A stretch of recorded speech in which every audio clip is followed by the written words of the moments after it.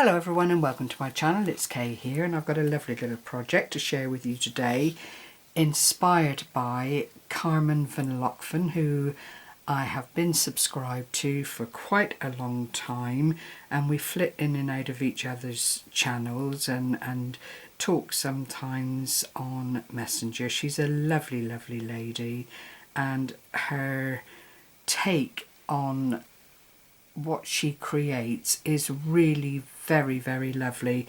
I've always been inspired by her projects, and this one is actually no exception to the rule.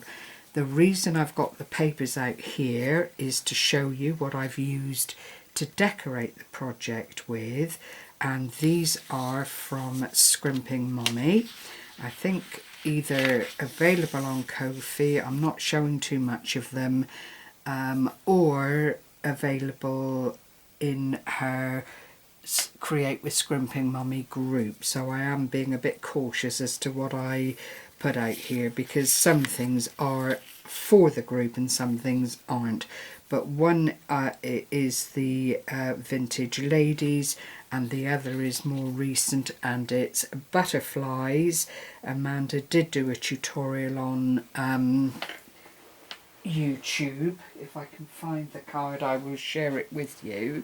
And it was an easel card using bits and pieces from her latest kit. And of course I've said the magic words and now I can't find what I'm looking for, but my desk is a tip, so that's not really surprising. So we'll scrub around showing you the easel card. You all know what an easel card looks like in any event, but oh my goodness, this is ridiculous. Here it is. Beg your pardon.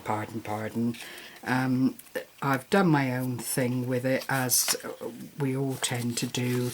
You follow a project and then do your own thing. I quite like the black background with a little bit of gold shimmer paper on it, or mirror card, beg your pardon. And then I just use one of the sayings from the kit, thinking of you. It stands by resting into the little message there on front of the little bottom flap, and then I've put music paper on the back and layered up the front. And it is a really lovely little card to make, and a very nice little kit. And when I thought about how I wanted to proceed with this project, these two kits actually popped into my mind. So apologies for not having the names of the kits to hand, but if you follow Amanda or go on to her Ko-fi site, whatever is there as a freebie or as a giveaway will be there, and I will try and link the Ko-fi account below this video, if not Amanda's channel, so that you can then visit her and get all the links there to take you to where the papers can be found. So what is the project? Get on with it, Kay, because she goes on and on and on. And here it is. Now, it's larger than the project that Carmen shared, and that is purely and simply because I wanted something quite substantial to work with.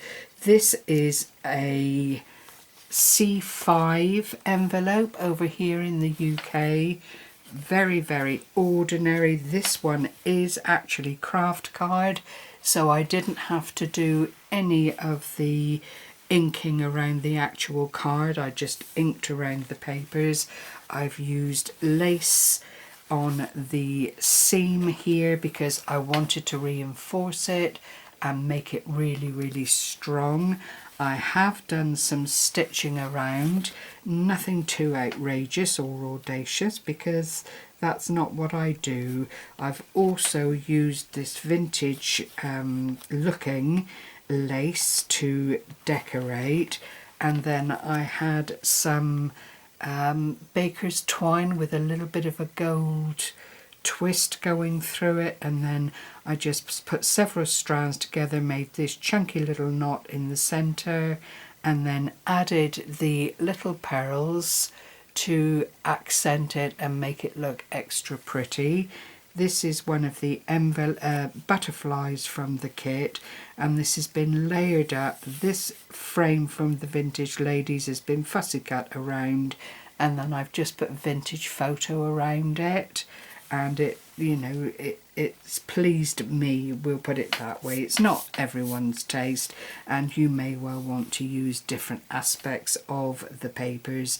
There is a good selection within the kit to, you know, have a little look at there. And then when you open it, you see that it is an ephemera holder, and what I've done is decorate it again with a bit of the lace. We'll come to this little side in a little while, but if I remove this, you can still see it was an envelope, and this project is actually made up of 2 of the C5 envelopes, so it couldn't be simpler. So if you imagine this is actually a wee bit larger because it was a greeting card, and all I've done is cut off that flap as recommended and shown by Carmen, and you cut off the flap there, which immediately gives you a pocket inside to the actual holder there, and then you very, very carefully dismantle the envelope. Now if it's an older envelope you won't have too much bother. If it's a fairly new envelope, you might also find that it is very, very straightforward, because the gums that they use now aren't as fierce as the ones that they used to use back in the day. But you open up that. This then becomes this then becomes these 2 flaps here, and by cutting off the top bit here, you get a nice little flap that closes and gives you the thread pull for the closure on that side of the page. So I hope that's straightforward. I will link Carmen's channel and her take on this wonderful little project, because it really is very, very simple to do. You can see my stitching as I've gone around it, and it is really quite minimal. I've hidden up the stitching down through the centre and what amounts to the spine, because I wanted it to be extra secure. And then in this pocket, and clearly as an ephemera holder, you can put into the pocket whatever you like. I have made the 3 tags using the ribbon or crocheted lace that was around the outside and for the spine to marry it all up together. You see the moths here, and they are moths, not butterflies, but they are very, very pretty, and the colours are really, really lovely. When you see it up close, you can always add a bit of glitter if you like, but it is pure vintage, and I wanted to keep it as it came out of the printer and as designed by Amanda.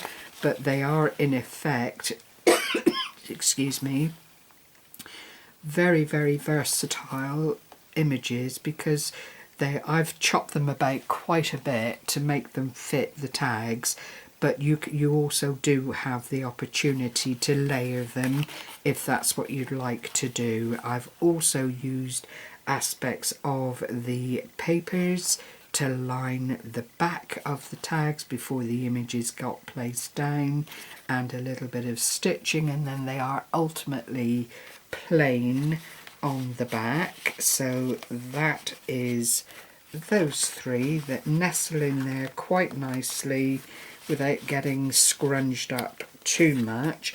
I quite like the fact that they will sit there comfortably, and you have the image of the stitching and so on as you open up the page. It just makes it more of a feature. And then on this side I've used my faux buttons, decorated them again with the paper, used more of this lovely baker's twine, which is so old it wouldn't even hold a shoelace together, I'm sure, but for this kind of scenario it works really, really well. And you open up. These two flaps I've covered in the lace, and shame on me, but it was for ease of passage. I have anchored them down with hot glue, because I don't have Fabri-Tac or anything like that here, and any glues that I do have would take such a long time to dry. And then you open out these side flaps like so, and then you see the envelope all opened up.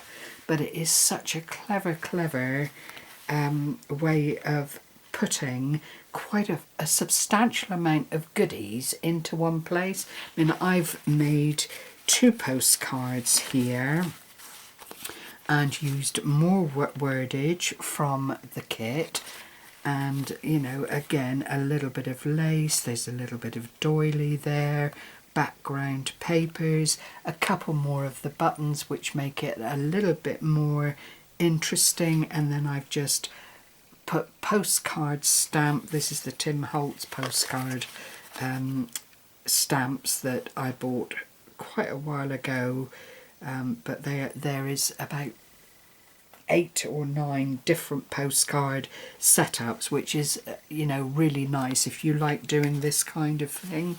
And these settle in here quite nicely, like so, with plenty of room still for something else to do. And then I decorated up an envelope, and again just layered up bits of doily, a little thing that I've had sat on my desk for ages, and they're little frames like that. I just put the lace over it to anchor that down. Another of the buttons, but this time I haven't put the pearl in because I don't want this pocket to be filled so much that it, you know, becomes misshapen. And then on the back I've just kept it very plain and true to the envelope, decorated that top flap, put some of the scabby lacy leftover bits across the top, but you know, it is effective and it works. So you know, that is how all of this goes. And then all of that just slots into that little creative pocket there. And as I've already said, you could put in this ephemera holder, whatever you chose to put into it. It's not steadfast, it holds quite a bit, as you can see. You've then got the prettiness of the lace, the buttons, and it all just is held together quite neatly with this little wrap around here, using more of that lovely gold flecked baker's twine, and it just sits there like that. Quite the business, as I'm sure you'll agree. And then on the back, of course, I've left it plain. If you were so minded, you could put another pocket on the back and put more things on the back, which is what Carmen did. But I did want to draw the line at that point, because otherwise it was going to be a bit of a chunky thing to post out, which brings me on to my next little bit of this video. And yes, you've guessed it, it's another giveaway. I would like you to just, as always, say count me in at the bottom of the video, and I will do the draw in 2 weeks time, although it will probably be the Saturday, so that will be Saturday week. Again, I'm not quite sure of dates. We're in September, it's the 9th, 10th.